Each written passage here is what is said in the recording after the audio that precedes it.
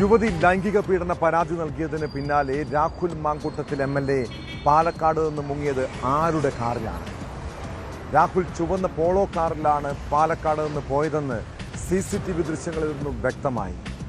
Number പരിശോധിച്ചപ്പോൾ car ഒരു cinema താരത്തിൻ്റെതാണെന്ന് തിരിച്ചറിഞ്ഞതായി സൂചന. CCTV ഇല്ലാത്ത വഴികൾ തെരഞ്ഞെടുത്തായിരുന്നു യാത്ര. അതിനിടെ പരാതിക്കാരിക്കെതിരെ രാഹുൽ മാങ്കൂട്ടത്തിൽ കൂടുതൽ തെളിവുകൾ കോടതിയിൽ സമർപ്പിച്ചു. കേസെടുത്ത് 4ാം ദിവസവും രാഹുൽ എവിടെയാണെന്ന് കണ്ടെത്താനാകാത്തത് അന്വേഷണ സംഘത്തിന് തിരിച്ചടിയാണ്.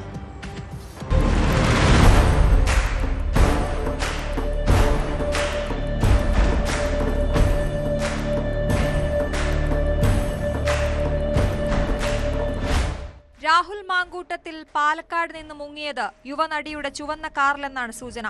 യുവതി മുഖ്യമന്ത്രിക്ക് പരാതി നൽകിയതിന് പിന്നാലെ രാഹുൽ സംസ്ഥാനം വിട്ടെന്നാണ് പുറത്തുവരുന്ന വിവരം. അതിവിദഗ്ധമായാണ് രാഹുലിന്റെ യാത്രയെന്നും സൂചനയുണ്ട്. CCTV ഉള്ള റോഡുകൾ ഒഴിവാക്കിയാണ് രാഹുൽ യാത്ര ചെയ്തതെന്ന് പോലീസ് പറയുന്നു. പാലക്കാട്ടെ ഫ്ളാറ്റിലെ ദൃശ്യങ്ങൾ ഡിലീറ്റ് ചെയ്തിട്ടുണ്ട്. ഇത് തിരിച്ചെടുക്കാനുള്ള ശ്രമത്തിലാണ് പോലീസ്. സ്വന്തം വാഹനം ഫ്ളാറ്റിലിട്ട ശേഷമായിരുന്നു ചുവന്ന കാറിൽ കയറിയുള്ള യാത്ര. രാഹുൽ ചുവന്ന കാറിൽ പാലക്കാട് നിന്ന് പോയതായി CCTV ദൃശ്യങ്ങളിൽ നിന്ന് ആണ് മനസ്സിലാക്കിയത്. രാഹുലിനെ പിന്തുടരുന്ന പോലീസിനെ കബളിപ്പിക്കാനായി രാഹുൽ രക്ഷപ്പെട്ട ചുവന്ന കാർ മാത്രമായി പല വഴികളിലൂടെ സഞ്ചരിച്ചതായും സംശയിക്കുന്നു. സ്പെഷ്യൽ ബ്രാഞ്ച് നടത്തിയ വിശദമായ CCTV പരിശോധനകൾക്ക് ശേഷവും രാഹുൽ പോയ കൃത്യമായ റൂട്ട് അവ്യക്തമായി തുടരുകയാണ്. സ്വിച്ച് ഓഫ് ചെയ്ത ശേഷം പലയിടങ്ങളിൽ രാഹുലിന്റെ ഫോൺ ഓൺ ആയത് പോലീസിനെ തെറ്റിദ്ധരിപ്പിക്കാനെന്നാണ് വിലയിരുത്തൽ.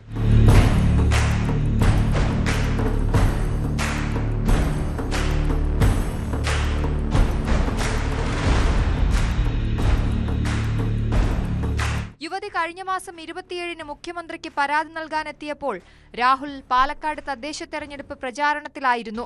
തുടർ നടപടികൾ പോലീസ് ചർച്ച ചെയ്യുന്നതിനിടെ രാഹുൽ പാലക്കാട്ടെ ഫ്ളാറ്റിലെത്തി. കാർ ഫ്ളാറ്റിലിട്ട ശേഷം ചുവന്ന പോളോ കാറിലാണ് രാത്രിയോടെ അവിടെ നിന്ന് പോയത്. രാഹുലിന്റെ അഭിഭാഷകന്റെ വാദം ശരിയാണെങ്കിൽ സിറ്റി പോലീസ് കമ്മീഷണറുടെ നേതൃത്വത്തിൽ അന്വേഷണം നടക്കുന്നതിനിടെയാണ് തിരുവനന്തപുരത്ത് വന്ന് വക്കാലത്തൊപ്പിട്ട് മടങ്ങിയത്. എന്നാൽ ഇത് പോലീസ് സമ്മതിക്കുന്നില്ല. തിരുവനന്തപുരത്ത് രാഹുൽ എത്തിയിട്ടില്ലെന്ന് അന്വേഷണ ഉദ്യോഗസ്ഥർ പറയുന്നു. രാഹുലിനായി വ്യാപക തെരച്ചിൽ നടത്തുകയാണ് പോലീസ്. പാലക്കാടിന് പുറമെ തമിഴ്നാട്ടിലും കർണാടകയിലും തെരച്ചിൽ നടക്കുന്നുണ്ട്. പ്രതിയെ കണ്ടെത്താൻ ഓരോ ജില്ലയിലും പോലീസ് സംഘങ്ങളെ നിയോഗിച്ചിട്ടുണ്ട്. അതേസമയം രാഹുലുമായി ബന്ധമുള്ള ചിലരെ പോലീസ് ചോദ്യം ചെയ്തു.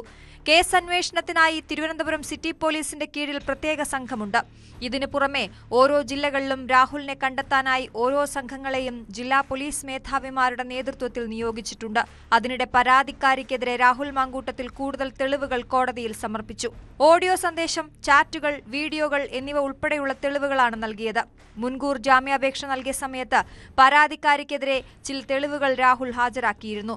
തുടർന്ന് യുവതി കൂടുതൽ തെളിവുകളുമായി രംഗത്തെത്തുകയും ചെയ്തു. ഇതിന് പിന്നാലെയാണ് രാഹുൽ ഇപ്പോൾ കൂടുതൽ തെളിവുകൾ സമർപ്പിച്ചിരിക്കുന്നത്. ബലാത്സംഗ കേസിൽ രാഹുൽ നൽകിയ ജാമ്യാപേക്ഷ ബുധനാഴ്ചയാണ് കോടതി പരിഗണിക്കുക. ജാമ്യാപേക്ഷ പരിഗണനയിലിരിക്കുമ്പോൾ അറസ്റ്റിന് തടസ്സമില്ലെന്നാണ് പോലീസിന് ലഭിച്ച നിയമോപദേശം. ഈ സാഹചര്യത്തിലാണ് രാഹുലിനെ പിടിക്കാനുള്ള പോലീസിന്റെ ഊർജിത നീക്കം.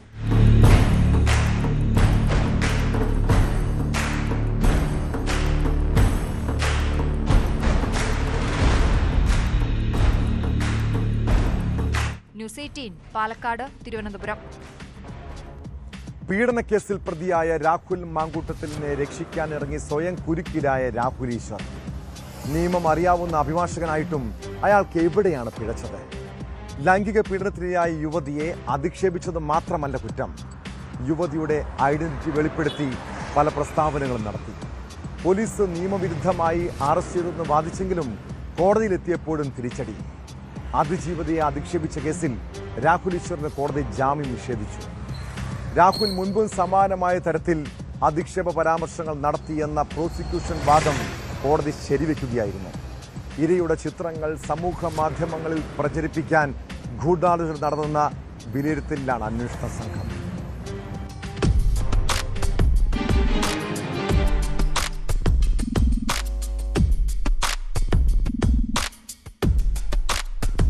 രാഹുൽ മാങ്കൂട്ടത്തിലിനെതിരെ പരാതി നൽകിയ അതിജീവിതയെ സമൂഹമാധ്യമങ്ങളിലൂടെയും ദൃശ്യമാധ്യമങ്ങളിലൂടെയും തുടർച്ചയായി അധിക്ഷേപിച്ച കേസിലാണ് രാഹുൽ ഈശ്വറിനെ കഴിഞ്ഞ ദിവസം സൈബർ ക്രൈം പോലീസ് അറസ്റ്റ് ചെയ്തത്.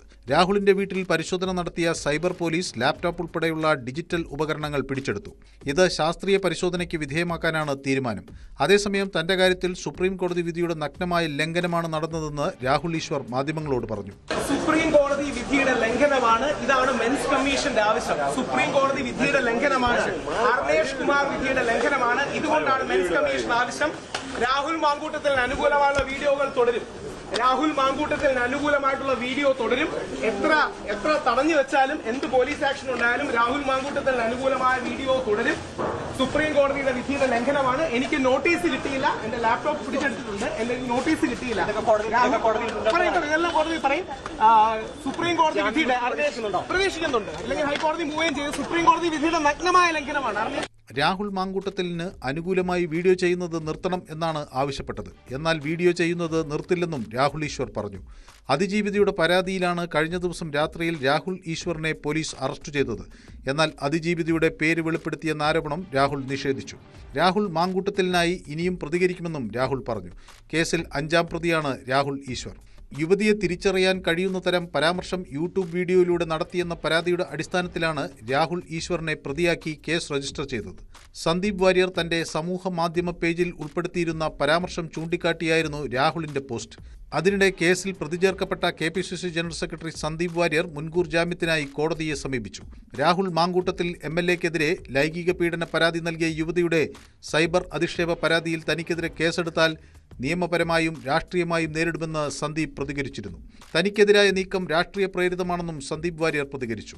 പരാതിക്കാരിയുടെ ചിത്രങ്ങൾ പ്രചരിപ്പിച്ചെന്ന കേസിലാണ് പ്രത്യേക അന്വേഷണ സംഘം സന്ദീപിനെ ചോദ്യം ചെയ്യാൻ ഒരുങ്ങുന്നത്.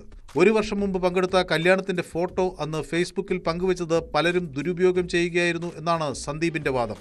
അത് പലരും ദുരുപയോഗം ചെയ്തതായി ശ്രദ്ധയിൽപ്പെട്ടതോടെ ഫോട്ടോ ഡിലീറ്റ് ചെയ്തു. കേസ് രാഷ്ട്രീയമായും നിയമപരമായും നേരിടുമെന്നും സന്ദീപ് വാര്യർ പറഞ്ഞു. സൈബർ ക്രൈം പോലീസ് രജിസ്റ്റർ ചെയ്ത കേസിൽ 4ാം പ്രതിയാണ് സന്ദീപ് വാര്യർ.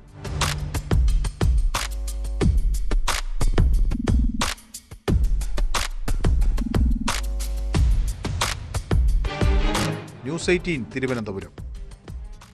കേരളത്തിലെ ഒട്ടേറെ വീടുകളിൽ ഇപ്പോൾ വൃദ്ധ മാതാപിതാക്കൾ തനിച്ചാണ്. മക്കൾ ജോലി തേടി വിദേശത്തോ അയൽനാട്ടിലോ ആയിരിക്കും താമസം. അച്ഛനമ്മമാരെ നോക്കാൻ ഒരു ഹോം നേഴ്സിനെ നിയോഗിക്കും. അതായത് വളർത്തി വലുതാക്കിയ രക്ഷിതാക്കളെ വാർദ്ധക്യകാലത്ത് നോക്കാൻ കൂലിക്ക് ആളെ വെക്കുന്ന സംസ്കാരം. എന്നാൽ സ്വന്തം മാതാപിതാക്കളെ പരിചരിക്കാൻ എത്തുന്നവരെ പോലും ചൂഷണം ചെയ്യുന്ന നെറികെട്ട ചില മനുഷ്യരുണ്ട് ഈ നാട്ടിൽ. പത്തനംതിട്ട അടൂരിൽ കിടപ്പ് രോഗിയായ അമ്മയെ പരിചരിക്കാനെത്തിയ ഹോം നേഴ്സിനെ മകൻ പീഡിപ്പിച്ച സംഭവത്തിലേക്കാണ്. 55-കാരിയായ ഹോം നേഴ്സിനെ ബലപ്രയോഗത്തിലൂടെ കീഴ്പ്പെടുത്തിയാണ് അതിക്രമം കാട്ടിയത്. കേസിൽ അടൂർ കണ്ണങ്കോട് സ്വദേശി റെനി റോയിയെ പോലീസ് അറസ്റ്റ് ചെയ്തു.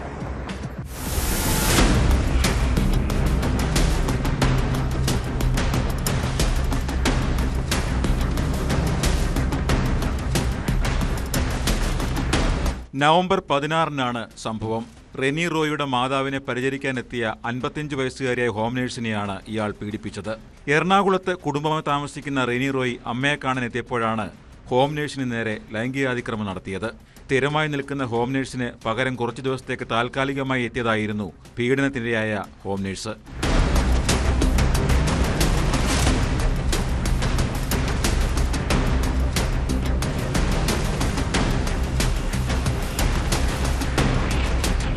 ഹോം നേഴ്സിന്റെ പരാതിയെ തുടർന്ന് അടൂർ DYSP G സന്തോഷ് കുമാറിന്റെ നേതൃത്വത്തിൽ അന്വേഷണം നടത്തിയാണ് പ്രതിയെ അറസ്റ്റ് ചെയ്തത്. ചോദ്യം ചെയ്യലിൽ ഇയാൾ കുറ്റം സമ്മതിച്ചതായി പോലീസ് പറഞ്ഞു. പ്രതിയെ കോടതിയിൽ ഹാജരാക്കി റിമാൻഡ് ചെയ്തു.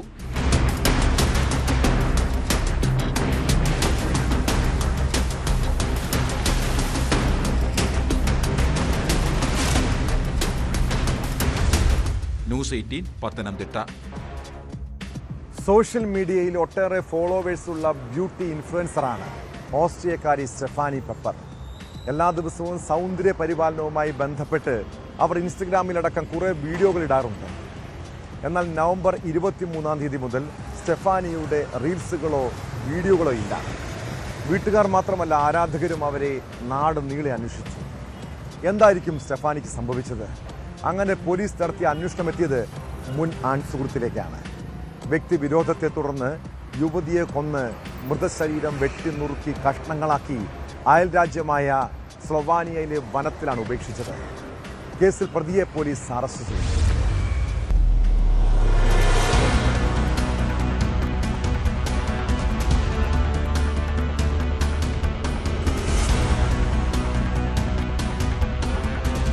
നവംബർ 23-ാം തീയതി മുതലാണ് ബ്യൂട്ടി ഇൻഫ്ലുവൻസറായ സ്റ്റെഫാനിയെ കാണാതാകുന്നത്.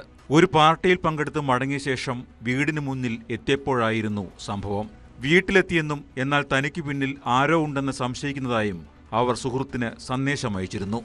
ഈ സന്ദേശം അയച്ചതിന് ശേഷം സ്റ്റെഫാനിയെക്കുറിച്ച് പിന്നീട് ഒരു വിവരവും ലഭിച്ചില്ല. ബന്ധുക്കളും സുഹൃത്തുക്കളും പോലീസിന് വിവരം അറിയിച്ചെങ്കിലും ആദ്യഘട്ടത്തിൽ ഒരു ഫലവും ഉണ്ടായില്ല. എന്നാൽ സ്റ്റെഫാനിയുടെ വീട്ടിൽ നിന്ന് അടുത്തുള്ളവർ ബഹളം കേട്ടതും ആൺസുഹൃത്തിനെ ചിലർ വഴിയിൽ കണ്ടതും നിർണായകമായി.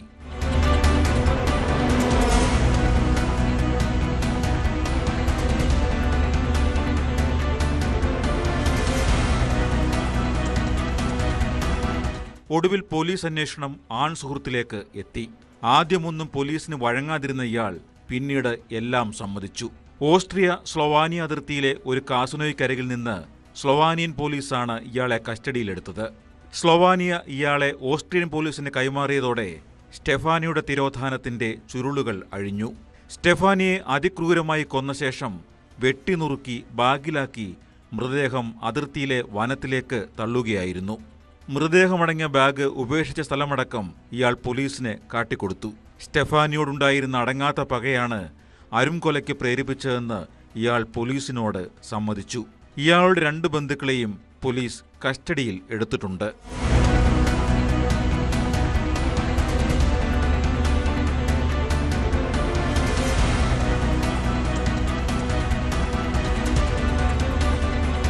News desk, news 18. കളമശ്ശേരി HMDക്ക് സമീപത്തെ കുറ്റിക്കാട്ടിൽ നിന്ന് ജീർണിച്ച നിലയിൽ കണ്ടെത്തിയ മൃതദേഹം ആരുടേതാണ്? ബംഗളൂരു സ്വദേശി സൂരജ് ലാമയുടെ തിരോധാനത്തിൽ പോലീസിനെതിരെ രൂക്ഷ വിമർശനമാണ് ഹൈക്കോടതി ഉന്നയിച്ചിരിക്കുന്നത്. പോലീസിന്റെ മൂക്കിൻ തുമ്പത്ത് നിന്നാണ് മൃതദേഹം ലഭിച്ചത്. നാളെ ഇവിടെ ഒരാളെ കൊന്നുകൊണ്ടിട്ടാൽ എന്തു പറയും? എത്ര മൃതശരീരങ്ങൾ അവിടെ കിടക്കുന്നുണ്ടാകും? കിട്ടിയ മൃതദേഹം സൂരജ് ലാമയുടേതല്ലെങ്കിൽ ആരുടേതാണ്?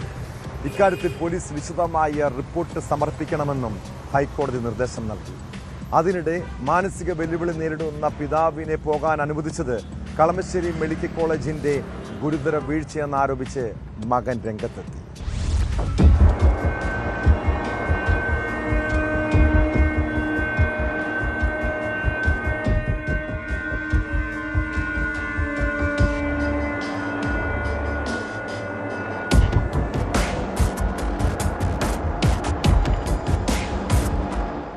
ഇന്നലെയാണ് കളമശ്ശേരി HMTക്ക് എതിർവശത്തെ ചതുപ്പിൽ നിന്നും സൂരജ് ലാമയുടേത് എന്ന് സംശയിക്കുന്ന മൃതദേഹം ലഭിച്ചത്.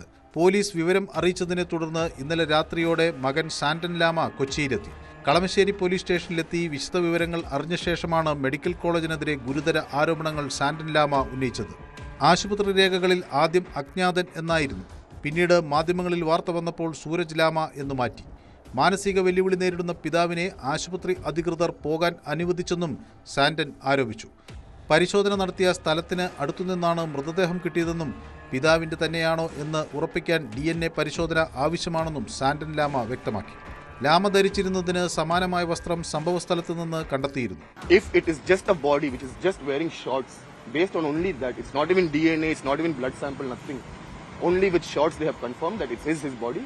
Sir, my next step is DNA. I need to find out, is this person really my dad? If it is, I don't want anything. All of them can go to hell. Go burn, go die, I don't care. അതേസമയം സൂരജ് ലാമയുടേതെന്ന് സംശയിക്കുന്ന മൃതദേഹം കണ്ടെത്തിയതായും പരിശോധനകൾ നടക്കുന്നുവെന്നും സർക്കാർ ഹൈക്കോടതിയെ അറിയിച്ചു. രൂക്ഷ വിമർശനമാണ് ഹൈക്കോടതി പോലീസിനെതിരെ ഉന്നയിച്ചത്. ജസ്റ്റിസ് ദേവൻ രാമചന്ദ്രൻ അധ്യക്ഷനായ ഡിവിഷൻ ബെഞ്ചാണ് വിമർശനം ഉന്നയിച്ചത്. ജുഡീഷ്യൽ സിറ്റി വരാൻ പോകുന്ന സ്ഥലത്തു നിന്നാണ് മൃതദേഹം ലഭിച്ചത്. 5 പേരെയെങ്കിലും ഇത്തരത്തിൽ നഗരത്തിൽ കാണാതായിട്ടുണ്ട്. അതിനാൽ നഗരത്തിൽ ഇത്തരമിടങ്ങളിൽ CCTV നിരീക്ഷണം അനിവാര്യമാണെന്നും കോടതി വ്യക്തമാക്കി. നാളെ ആരെങ്കിലും ഒരാളെ കൊന്ന് ഇവിടെ കൊണ്ടിട്ടാൽ എന്തു പറയുമെന്നും എത്ര മൃതശരീരങ്ങൾ അവിടെ കിടക്കുന്നുണ്ടാകുമെന്നും കോടതി ചോദിച്ചു. പോലീസിന്റെ മൂക്കിന്റെ തുമ്പത്തു നിന്നാണ് മൃതദേഹം ലഭിച്ചത്. കിട്ടിയ മൃതദേഹം സൂരജ് ലാമയുടേതല്ലെങ്കിൽ ആരുടേതാണെന്ന് അറിയിക്കണം. ഇക്കാര്യത്തിൽ പോലീസ് വിശദമായ റിപ്പോർട്ട് സമർപ്പിക്കണമെന്നും കോടതി ഉത്തരവിട്ടു. വിഷയം വീണ്ടും വ്യാഴാഴ്ച പരിഗണിക്കാൻ മാറ്റി. കഴിഞ്ഞ ഒക്ടോബർ 6-നാണ് സൂരജ് ലാമ കൊച്ചി എയർപോർട്ടിൽ വിമാനമിറങ്ങിയത്. കുവൈറ്റിൽ നിന്ന് ബംഗളൂരുവിലേക്ക് ഡീപ്പോർട്ട് ചെയ്യുകയായിരുന്ന ലാമയെ കൊച്ചി വിമാനത്താവളത്തിലാണ് ഇറക്കിയത്. കുവൈറ്റ് മദ്യദുരന്തത്തിൽ ഓർമ്മ നഷ്ടപ്പെട്ട സൂരജ് ലാമ കളമശ്ശേരി മെഡിക്കൽ കോളേജിൽ നിന്ന് എങ്ങോട്ട് പോയി എന്ന് പിന്നീട് ഒരു വിവരവും ഉണ്ടായിരുന്നില്ല.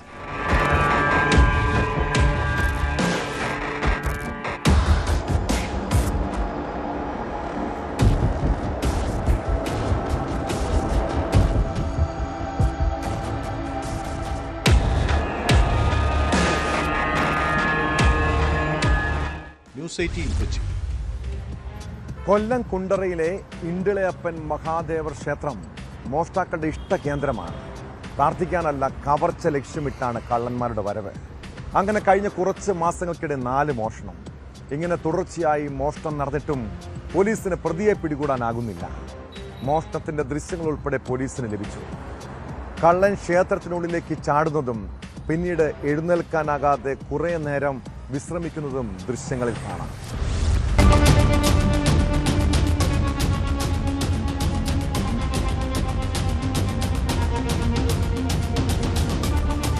പാന്റും ഷർട്ടും ധരിച്ച കള്ളൻ ക്ഷേത്രത്തിന് സമീപത്തേക്ക് നടന്നു വരുന്നത് മുതൽ മോഷണത്തിന്റെ ദൃശ്യങ്ങൾ സഹിതമാണ് പോലീസിൽ പരാതി നൽകിയിരിക്കുന്നത്.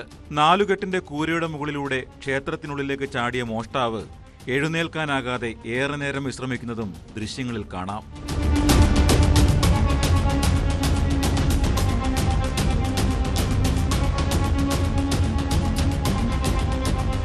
തുടർന്ന് ക്ഷേത്രത്തിനുള്ളിലെ കിണറ്റിൽ നിന്നും വെള്ളം കോരുകയും CCTV ദൃശ്യങ്ങളിൽപ്പെട്ടതോടെ ക്യാമറ തിരിച്ചുവയ്ക്കുന്നതായും ദൃശ്യങ്ങളിൽ വ്യക്തം. ഓഫീസ് മുറിക്കടുത്ത് വെച്ചിരുന്ന വാക്കത്തിയെടുത്ത് ചെറിയ വഞ്ച് പൊട്ടിച്ച് പണം അപഹരിച്ചു. തുടർന്ന് മേൽശാന്തിയുടെ സഞ്ചിയിലുണ്ടായിരുന്ന വാച്ച് കവർന്നു. മോഷണത്തിന് ശേഷം ഉറക്കം കഴിഞ്ഞ് മതിൽ ചാടി സഞ്ചിയുമായി പുറത്തേക്ക് പോകുന്നതാണ് ദൃശ്യങ്ങളിൽ അവസാനമായി കാണുന്നത്.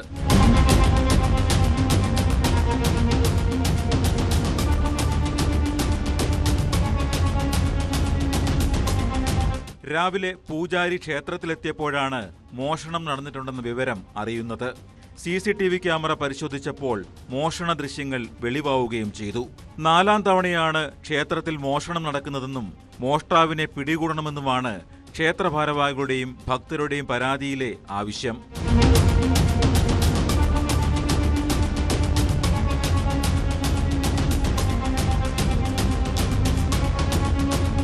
ന്യൂസ് 18 കൊട്ടാരക്കര.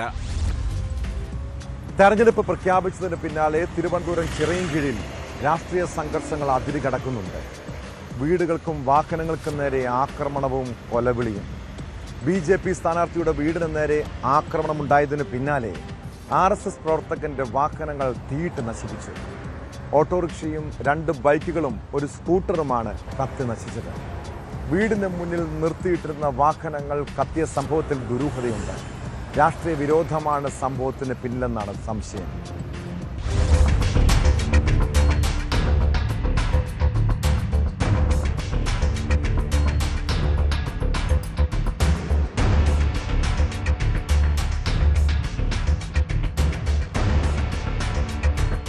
ആനത്തലവട്ടം സ്വദേശിയും RSS പ്രവർത്തകനും ഓട്ടോ ഡ്രൈവറുമായ ബാബുവിന്റെ വീടിന്റെ കാർ ഷെഡിൽ നിർത്തിയിട്ടിരുന്ന ഓട്ടോറിക്ഷയും 2 ബൈക്കുകളും ഒരു സ്കൂട്ടിയുമാണ് കത്തി നശിച്ചത്. ഇന്നലെ രാത്രി 1 മണിയോടെയായിരുന്നു സംഭവം. ആറ്റിങ്ങൽ ഫയർഫോഴ്സ് സ്ഥലത്തെത്തിയപ്പോഴേക്കും വാഹനങ്ങൾ പൂർണ്ണമായും കത്തി നശിച്ചിരുന്നു. ദിവസങ്ങൾക്ക് മുൻപ് ഇരുചക്ര വാഹനത്തിലെത്തിയവർ ബാബുവിന്റെ വീടും ഫോൺ നമ്പറും അന്വേഷിച്ചിരുന്നതായി പ്രദേശവാസികൾ പോലീസിന് മൊഴി നൽകി. ചിറയൻകീഴ് 17ാം വാർഡ് പണ്ടക്കശാലയിൽ BJP സ്ഥാനാർത്ഥിയായി മത്സരിക്കുന്ന ടിൻഡുവിന്റെ വീടിന് നേരെ ദിവസങ്ങൾക്ക് മുൻപ് ആക്രമണം നടന്നിരുന്നു. ബാബുവിന്റെ സഹോദരി പുത്രിയാണ് ടിൻഡു. ടിൻഡുവിന്റെ തെരഞ്ഞെടുപ്പ് ഏജന്റ് കൂടിയാണ് ബാബു. പ്രതികളുടെ CCTV ദൃശ്യങ്ങൾ ഉൾപ്പെടെ ലഭിച്ചിട്ടും പോലീസിനെ പിടികൂടാൻ സാധിച്ചിട്ടില്ല.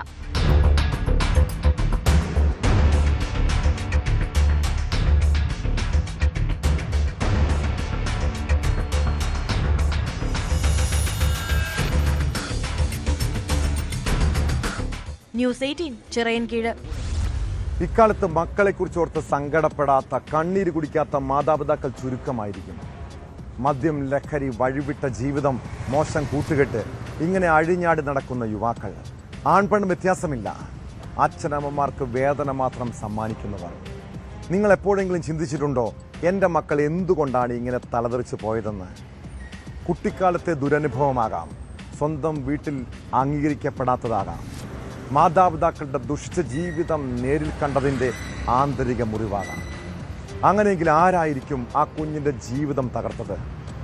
ഒരാളും ക്രിമിനലായി ജനിക്കാറില്ലെന്നേ. സമൂഹവും കുടുംബവും അവനെ കുറ്റവാളിയാക്കിയതായിരിക്കും.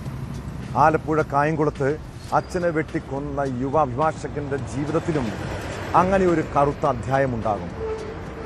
ഇതുപോലെ അക്രമവാസന കാട്ടുന്നവരെ ഒറ്റപ്പെടുത്തരുത്, ചേർത്ത് പിടിക്കണം കേട്ടോ അവരെ. ഇതോടെ പോലീസ് പട്രോൾ പൂർണ്ണമാകുന്നു. നമസ്കാരം.